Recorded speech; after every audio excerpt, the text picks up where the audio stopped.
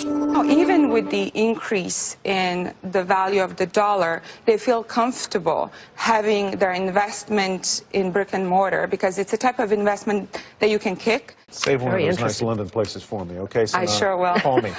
Senada Adzem of Douglas Elliman. You're absolutely right. London is a safe haven. Most foreigners see it as a place where they can put their money to work, they can come and enjoy the lifestyle, and they really love it. So I think it's going to be safe in the long term, but in the short term, because of the uncertainty you mentioned, it's going to be a little shaky. Former Trump International Vice President and Douglas Elliman luxury real estate broker is with us now. Now it's much more stable.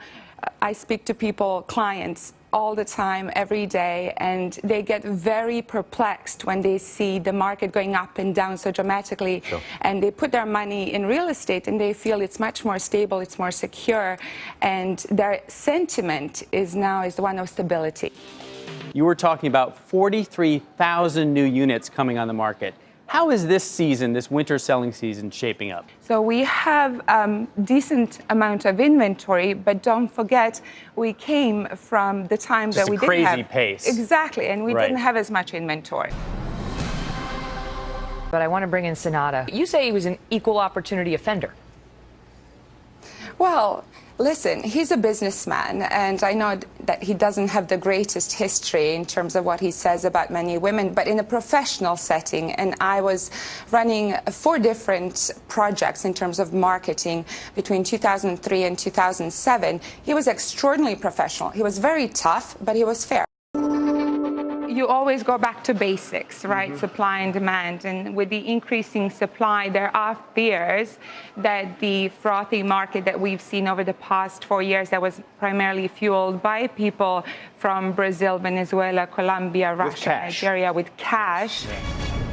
There's actually a huge difference in terms of the story when you look at the Miami ultra-luxury market segment and then Palm Beach, Fort Lauderdale, Boca Raton, and even Delray Beach, which is the really budding town. He's a really tough boss, and there's very little room for error.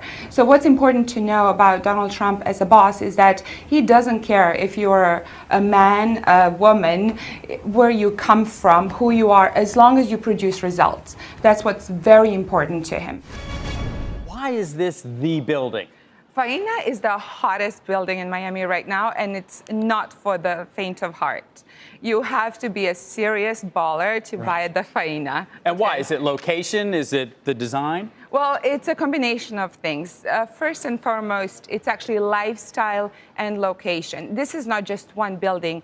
This is a $1 billion project that will comprise additional art and cultural and social facilities. What's changed the most is actually the buyers who are coming to Miami.